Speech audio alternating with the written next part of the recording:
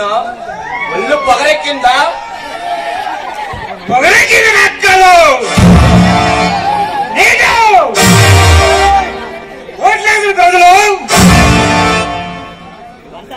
తాగడానికి నీళ్లు దొరక్క అయ్యో రామచంద్ర ప్రభు అని తహతాడిపోతూ ఉంటే నువ్వు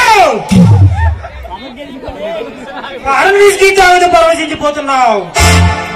భారతదేశాన్ని ఉద్ధరించడానికి సరాసరి దేవలోకి నుంచి వచ్చిన వల్ల మాట్లాడుతున్నావు. ఎవరైనా నువ్వు గాంధీకి వారసుడివా?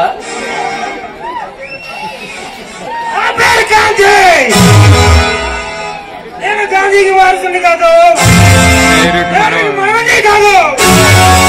గాంధీ పేరు చెప్పుకుని గాంధీలో మునిగితేలే నీలాంటి నీచమైన నాయకులతో అనుభవం చెప్పడానికి వచ్చిన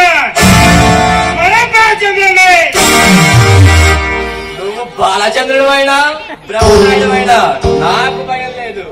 నీలాంటి ఉగ్రవాదులను ఒళ్ళు మేరగా పాచేసిన చరిత్ర నాది. గత చరిత్ర వైభవం తెలుసుకుని ఈ జీవితం నిజాయితీతో నిండలేదు.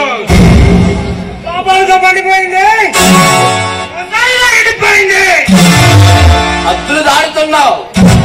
బుద్ధిగా బయటకు పోతే బ్రతికిపోతావు. ఇలాగే రెచ్చిపోతే నీ జీవితాన్ని జాతికి అంకితం చేస్తాం. జాగ్రత్త. ఈ దేశం సౌభాగ్యం కోసం పాటుపడతామని 10 ఏళ్ళకి ప్రమాణ స్వీకారం చేసి వచ్చిన నువ్వు ఈ దేశం కోసం ఏం త్యాగం చేసావు? ఈ జాతి కోసం ఏం వదులుకున్నావు? అమాయకుడా, అట్టమైన వాళ్ళ కాళ్ళు పట్టుకుని పదలోకి వచ్చింది కొత్త అగ్రహారం కోసం కాదు, ఆస్తులు పెంచుకోవడానికి. నీలాంటి నిజమైన నాయకులు ఉండబట్టే రాజకీయం రంగుగా మారింది.